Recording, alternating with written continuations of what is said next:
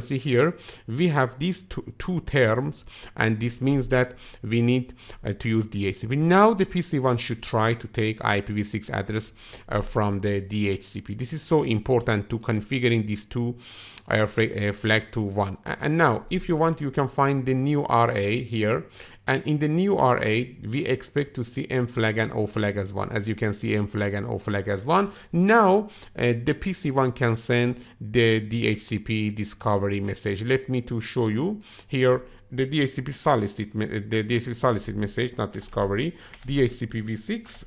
Okay, as you can see, now we have DHCP solicit. Okay, but about the DHCPv6 solicit, as you can see here, we have the message type as solicit and also some other things. But you know that we didn't configure the DHCPv6 on the interface of router 1. We should enable it, we should configure it. Okay, here on the interface of router 1, conft interface, okay, ETH00, I'm going to use IPv6 DHCP pool. From which pool we should use IPv6 DHCP server? From which pool we should use? We should use the pool of the my pool. You know that we have configured the pool of my pool. Now everything is enabled. Look at here in the show IPv6 interface, okay, show IPv6 interface ETH00, you can see that everything is okay. Host use DHCP to obtain row table address, host use DHCP to obtain other configuration, and now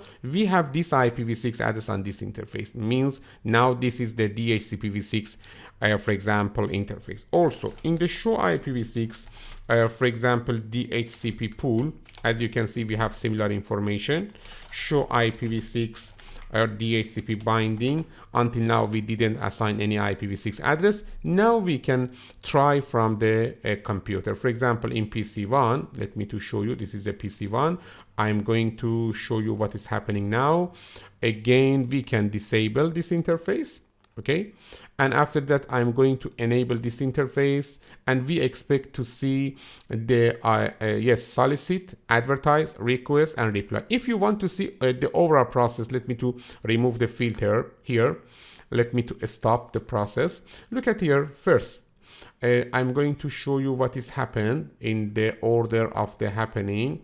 You know that we have seen the DHCPv6 message. I'm going to show you the RS and then RA, and after that the DHCPv6 message. Here in the end of the row we need to go step by step. First we should find the DHCP message. Okay, in here, because the computers are real computers, we have many for example packets. Okay, I'm going to find the DHCPv6 message, and before the DHCPv6 message we expect to see the for example the RS and RA. It is so important because in the when the computer's network interface card is enabling, it should send one RS. Look at here, this is the RS.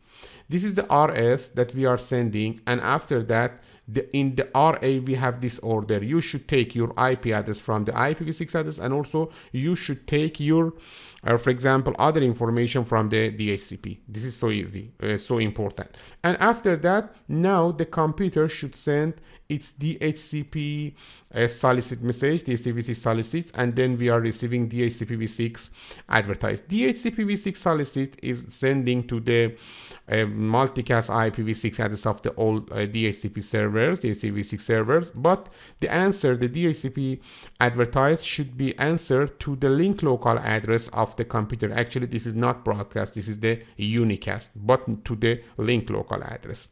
After that, here in the next message, we expect to see the next DHCPv6, the DHCPv6 request message. Let me to find it. Here we can see the DHCPv6 request again to the multicast IPv6 address of the DHCPs, and then we have another reply.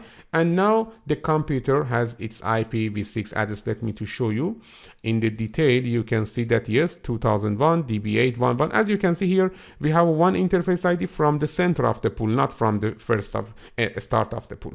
Also we have least time, as you can see, and also we expect to see the IPv6 DNS server and some other things. The default gateway is taken from the link local address of the DHCP. This is so easy. Okay, after that, in the router 2, as a client, you can take the IPv6 address from DHCP.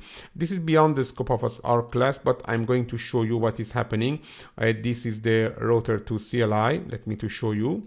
And here I'm going to talk about how we can take the IPv6 address of one interface in the network device, such as a router, such as the one MLS from the DHCPv6 address. It is so easy. enconf okay, interface ETH00, we can use IPv6 address DHCP. That's it. Okay, IPv6 address DHCP, and here we should enable the interface, no shutdown. But here we have one important notation. Look at here, let me to change the duplex. One important notation, duplex full. In the do show IPv6 interface brief can show us that we don't have IPv6. The reason is that we didn't enable the IPv6 on this interface. Yes, we have configured IPv6 address DHCP, but the IPv6 is not enabled on this interface. You should use the IPv6 enable. That's it. After that, you can take the IPv6 address from the DHCPv6 server. Maybe you need to shut down or no shutdown again.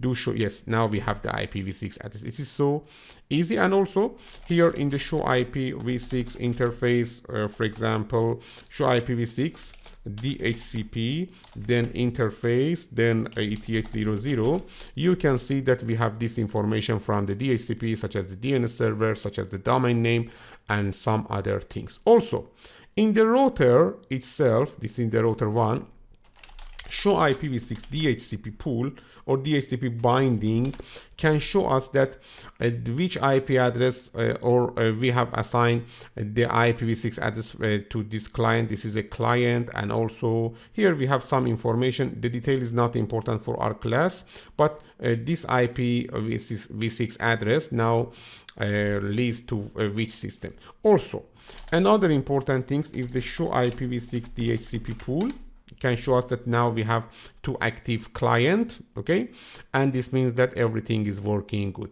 Actually, it is so important related to the troubleshooting of the IPv6 DHCP that in the interface of router, you should ensure that you have configured the IPv6 DHCP server command and then pool name, and also you should ensure that the request of the, for example, clients can receive to the DHCP server. Here we don't have about this option, but I will talk about the some scenarios that we need to configure the relay agent in the IPv6. Okay, you will learn about it.